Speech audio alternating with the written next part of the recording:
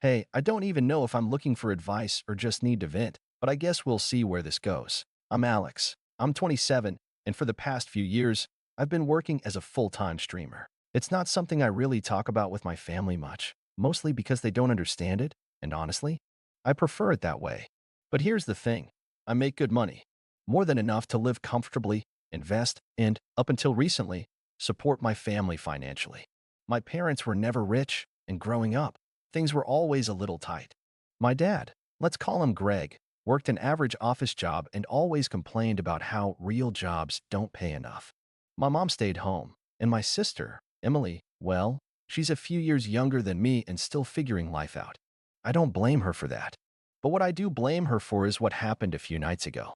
See, ever since I started making real money, my dad's attitude toward me has been weird. He's never directly acknowledged my success, never asked how I make a living, and certainly never treated me like an adult who's capable of taking care of himself and them. Instead, he treats me like some loser who refuses to get a real job. It used to just be eye-roll-worthy comments like, "Oh, playing video games all day? Must be so exhausting," or "When are you going to do something productive with your life?" But recently, it's gotten worse. Last weekend, I went over to my parents' house for a family game night. We don't do them often, but every once in a while, my mom insists on quality time, so I go along with it. I figured it'd be a few rounds of Uno, some lighthearted bickering, and maybe a home-cooked meal if I was lucky. Instead, it turned into a night of subtle and not so subtle jabs at me. It started small, my dad making fun of how I sleep in all day. I don't. I just work late. Then my sister chimed in about how I never really grew up. Eventually, my mom started reminiscing about how I used to have such big dreams when I was younger. You know, as if I were some tragic disappointment. I tried to brush it off, keep the peace. I've been dealing with this for years, and honestly, I've been over it. But what I didn't know was that Emily had been recording parts of the night on her phone. And 2 days later, she posted the video. I wasn't even looking for it. I was just scrolling through Instagram when I saw a notification that she had posted a story. I tapped on it without thinking. And there it was. A shaky, low-quality video of my dad, sitting back in his chair, drink in hand, saying, "I swear, Alex has the easiest life on earth. Plays his little games, talks to nerds all day, and somehow pays rent. He could be homeless in a year and not even see it coming." Then, laughter. My sisters. My mom's. Even my uncle was in the background, chuckling. I swiped through the next few clips, and it was more the same. My dad going on about how Alex thinks he's some kind of businessman, while my mom made a joke about how I should put that computer science degree to use and get a real job. And my sister? She was filming it like it was some hilarious behind-the-scenes moment. At one point, she turned the camera on herself and whispered between giggles, "This is why he never brings a girlfriend home." Like I said, I knew they didn't take my job seriously. I knew they thought I was just wasting my life away in front of a screen. But something about seeing them say it when they thought I wasn't listening, hearing the laughter, the mockery, the sheer lack of respect, hit me in a way I didn't expect. For years, I'd been helping them. I'd covered bills when they were struggling. I paid off my mom's medical expenses when she needed surgery last year. I even gave Emily money when she was short on rent for her apartment. And yet, here they were, laughing at me like I was some pathetic loser they had to tolerate. I closed Instagram, sat there for a second, just staring at my phone. And then, for the first time in years, I felt something shift inside me. Because if that's how they really saw me, maybe it was time to stop helping them. At first, my brain tried to make excuses for them. Maybe they were just joking. Maybe this was one of those moments where people say stupid things for the sake of family banter. Maybe I was overreacting. But the longer I thought about it, the more I realized, no. This wasn't just one offhand joke. This wasn't some harmless teasing between family members. This was contempt. A group of people I'd been supporting, in ways they probably didn't even realize, sitting around and laughing about how pathetic they thought I was. And the worst part? They meant it. You can tell when someone is joking. There's a certain energy to it, something lighthearted, something affectionate. But that video? That wasn't lighthearted. That was my dad sitting there, confidently tearing me down like it was the most natural thing in the world. That was my sister recording it because she thought it was entertaining. That was my mom chiming in, not to defend me, not to say, "Hey, maybe we shouldn't be trashing Alex like this," but to add to it. I felt something tighten in my chest. A dull, simmering heat that wasn't quite rage yet, but close. I wanted to text Emily right then and there. ask her what the hell she was thinking, demand an explanation. But I stopped myself. Instead, I opened my banking app. I scrolled through my recent transactions, just letting the numbers sink in. $1,500. Rent money for my parents' house. $600. The last chunk of Emily's car payment. $3,200. A credit card bill my dad had forgotten to pay. $250. Groceries, from when my mom called saying they were short last month. Line after line. A quiet, damning list of all the ways I've been helping them. All the times they'd come to me with a small favor or an unexpected expense that they just couldn't handle on their own. And for years, I'd said yes. Every single time. Because I wanted to help. Because they were my family. Because no matter how dismissive my dad was, no matter how little respect they showed me, I convinced myself that I was doing the right thing. That someday, they'd see I wasn't some lazy failure. But now, staring at that video, at those transactions, it hit me. They weren't ever going to see me differently. Not unless I made them. I took a breath. Then another. And then, finally, I did something I should have done a long time ago. I opened my group chat with my parents and my sister. And I typed, "Hey, just saw Emily's video. Didn't realize you all thought so little of me." 3 little dots appeared almost instantly. My mom, typing. Then they vanished. Then my sister started. Then stopped. Finally, my dad replied, "Oh, you saw that? Come on. Don't be so sensitive. We were just joking around." I stared at the screen. Joking. Right. Before I could respond, Emily chimed in. "Yeah, it wasn't serious, LOL. You know how dad gets after a few drinks." That heat in my chest burned a little hotter. Funny. I don't remember it being a joke when you needed money for rent last month. Another pause. Longer this time. Then, "Dude, seriously? You're mad over a stupid video?" I clenched my jaw. This wasn't just about the video. It was about the years of disrespect. The years of being treated like some kind of joke, even while I was the one making sure they could pay rent, keep the lights on, buy groceries. And they still didn't get it. So I typed one last message. "I'll make this simple. If you think my job is so embarrassing, you won't have to worry about it anymore. Don't ask me for another cent." Then, before they could respond, I muted the chat. And for the first time in years, I felt something like relief. Of course, I knew this wasn't over. Not by a long shot. Because if I knew anything about my dad, it was that he never handled losing control well. And I'd just taken away his favorite safety net. I had a feeling the real fallout was about to begin. The first few hours after I muted the chat were eerily quiet. No messages, no frantic apologies, no desperate attempts to argue. For a brief, stupid moment, I almost thought, maybe they got the message. Maybe they finally understand. Then, around 9 p.m., my phone lit up. Dad calling. I let it ring. A minute later, a text. "Pick up the damn phone." Then another. "Don't act like a child over a joke." And another. "You really think you're going to cut us off over this? Grow up, Alex." There it was. That familiar tone. That mix of anger and entitlement. Like he was owed a conversation. Like I was the one being unreasonable for finally setting a boundary. I ignored him. 2 minutes later, Emily texted. "Dude, you're being so dramatic. Dad's pissed. Just talk to him." It wasn't even that serious. I didn't respond. Then my mom. "Alex, honey, please don't do this. You know your father didn't mean any harm." That one stung more than it should have. Not because I believed her, but because of how automatic it was. How predictable. She always did this. Minimized his behavior. Swept things under the rug. Smoothed things over just enough to keep the peace. I could practically hear her voice in my head, that tired, exasperated sigh she always used whenever I dared to push back. "You know how he is, Alex. Just let it go." But I was done letting it go. I was done playing along.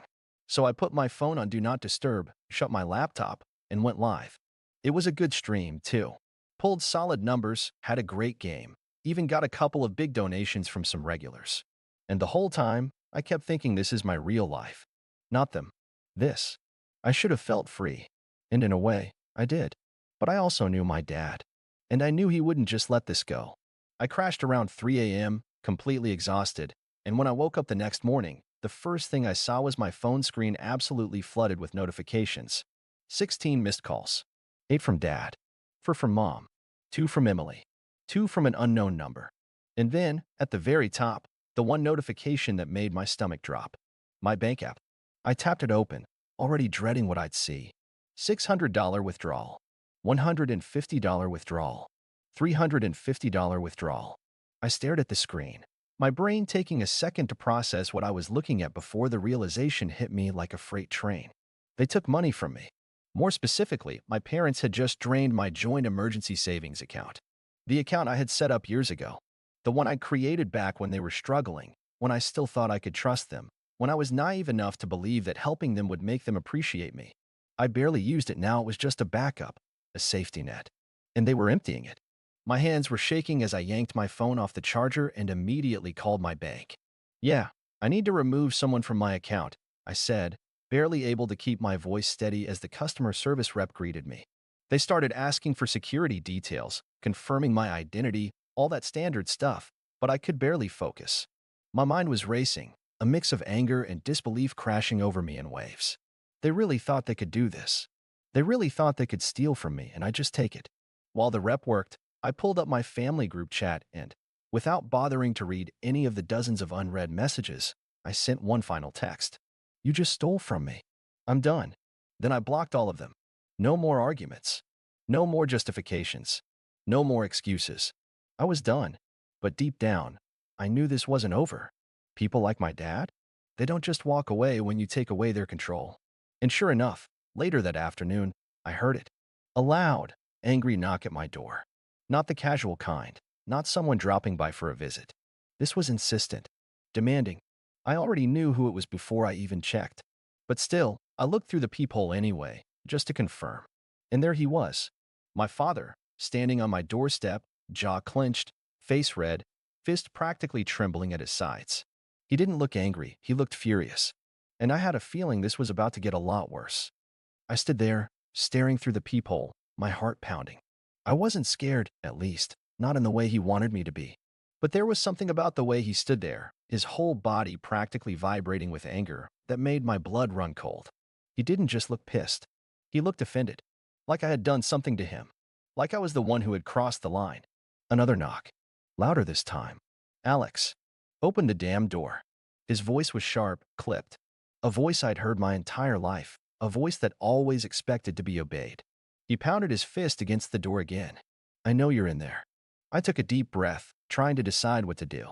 My first instinct was to ignore him, let him rage out there until he got bored and left. But I knew my dad. That wasn't going to happen. He would stay. He would yell. He would escalate. And I wasn't about to have my neighbors calling the cops because my father didn't know how to take no for an answer. So I unlocked the door. The second I cracked it open, he shoved his way inside. I barely had time to step back before he was already in my apartment, standing in my living room like he owned the place. What is wrong with you? He demanded, his voice low but seething. His hands were clenched into fists at his sides, his whole body tense like he was barely holding himself back. You blocked your mother? Your sister? After everything we've done for you? I let out a sharp laugh. Everything they've done for me? That was rich. You stole from me, I said, my voice cold. Don't act surprised that I'm cutting you off. His face twisted into something ugly, a sneer curling at his lips. Stole from you? Don't be dramatic. That money was for the family. I felt my fingers tighten into a fist at my side. That was my money. That I earned. That I chose to share with you when I thought you actually needed it.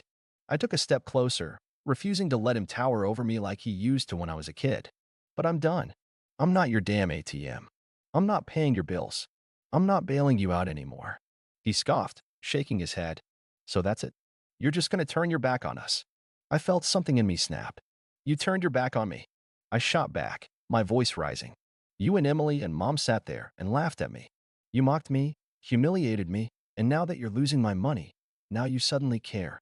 He rolled his eyes, letting out an exasperated sigh like I was the one being ridiculous. Jesus, Alex, it was a joke. You're really going to throw a tantrum over that? I couldn't help but laugh, sharp, bitter, incredulous. A joke. It was always a joke when it suited them. Yeah? Funny how it wasn't a joke when you were taking my money, though. Funny how you never had a problem with my embarrassing career when it was paying your damn rent.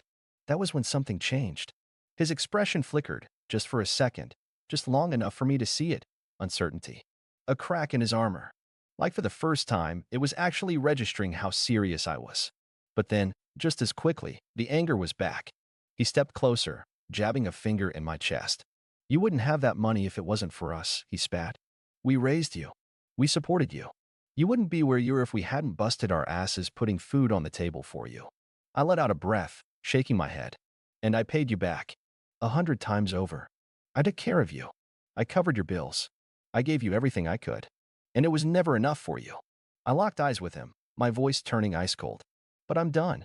You don't get to insult me, steal from me, and then waltz in here acting like I owe you something.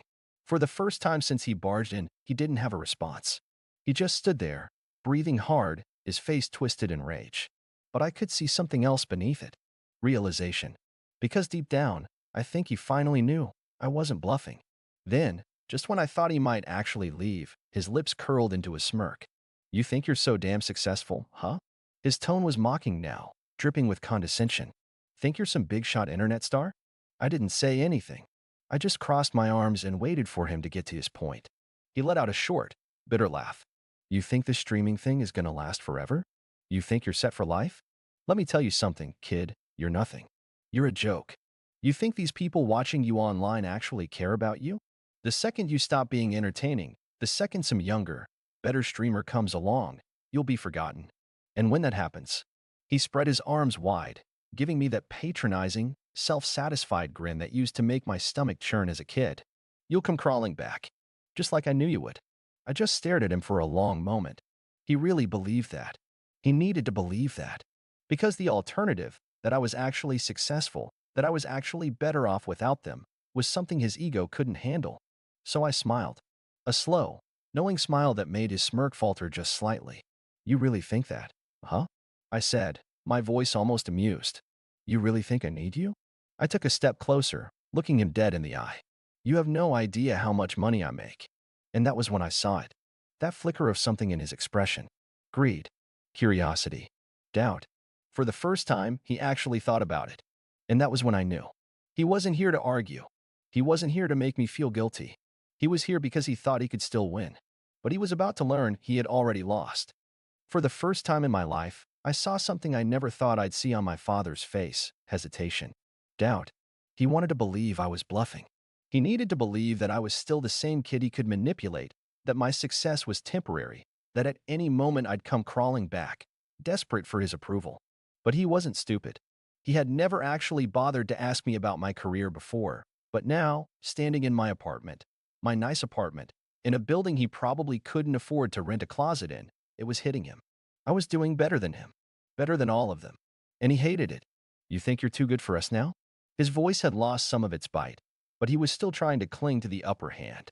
You think just because you got lucky playing video games on the internet, you don't need your family anymore? I sighed, shaking my head. You don't get it, do you?